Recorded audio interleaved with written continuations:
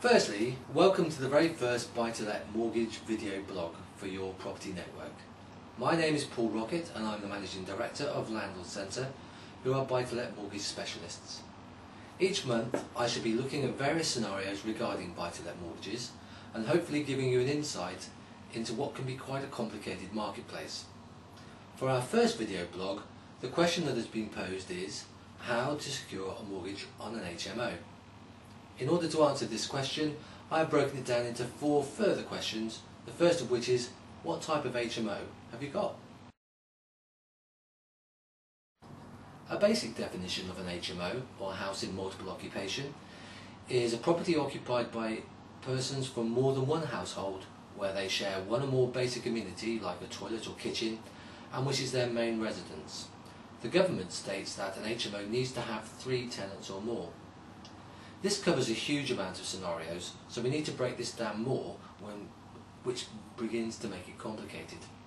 The government has given permission for each local housing authority to determine which HMOs it wishes to licence, and therefore a licensed property in one area may not be a licensed property in another. There are 3 fundamental types of licence: selective, additional and mandatory. But most HMOs are not required to be licensed at all. It is the landlord's responsibility to determine whether their property should be licensed or not, and that can be done by contacting your local housing authority. All lenders have different views on HMOs and will only lend against unlicensed ones, and most will only lend against unlicensed ones, such as TMW or BM Solutions, but very few will lend on the licensed multi-unit types.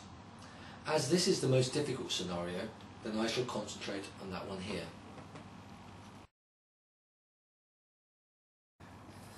The second question to answer is, what information must you be able to provide to the lender? In the case of a licensed multi-unit HMO, this is very much looked at on a commercial basis, and as such will require the full amount of information. The most likely lender in this instance will be Paragon, and Paragon will require 3 months statements, 3 years accounts, a copy of the tenancy agreement and a copy of your licence. If on presentation of this information the lender has further inquiries, then we'll have to provide this information too. If the HMO is subject to a licence and it's been applied for, the licence must be obtained before a loan will be offered, and equally in the case of planning permission, the planning permission must also have been provided. The third question is, what kind of mortgage can you obtain? As I mentioned, there are a limited choice of mortgages for licensed multi-unit HMOs, and it is currently unlikely that a fixed mortgage will be available, as they are more risky for lenders to fund, although factors like that change on a day-to-day basis.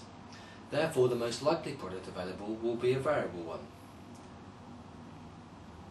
The rate to be charged is normally 0.5% above the rate that you would see for more standard buy-to-lets. But again, that information may very well change tomorrow. Therefore, you must make sure that you have specific and up-to-date information before proceeding, perhaps by consulting a buy-to-let mortgage specialist.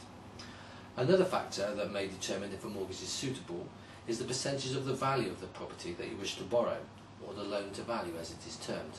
Currently, the maximum we have available is 75% loan-to-value. The fourth and final question, which follows nicely from the last, is how will my property be valued? And that is possibly the hardest question to answer. Paragon are able to value in 2 ways.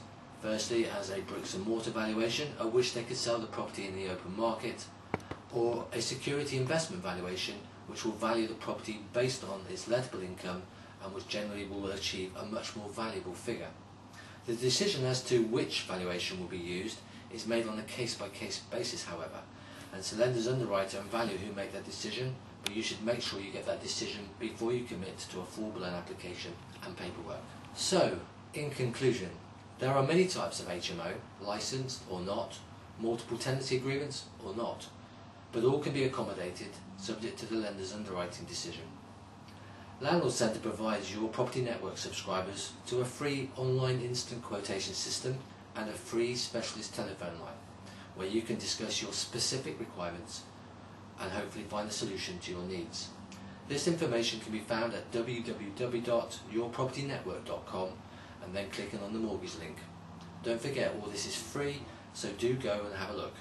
I hope you found our first video blog useful, and thank you for watching.